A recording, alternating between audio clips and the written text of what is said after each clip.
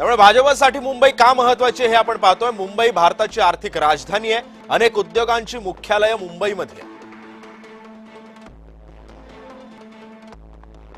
भारतातलं सर्वात मोठं शहर, जीडीपी मध्ये सर्वाधिक योगदान या मुंबई शहराचं आहे।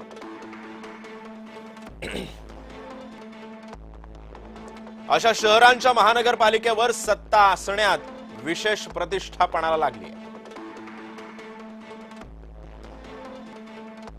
2025 ते 26 या आर्थिक वर्षासाठी 74,000 कोटींचा अर्थसंकल्प।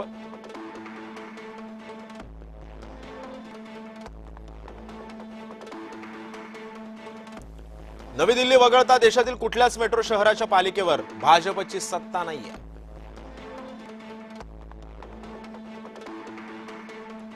एकोणीसशे 90 पासून 30 वर्षांची मुंबई महानगरपालिकेवर शिवसेनेची सत्ता होती।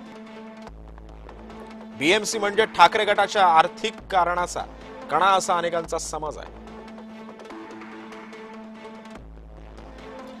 बीएमसी म्हणजे सोबतच 2017 मध्ये भाजप आणि शिवसेनेच्या जागांमध्ये केवळ 2चा फरक होता, तरी सुद्धा भाजपकडून महापौर पदावर दावा करण्यात आला नाही।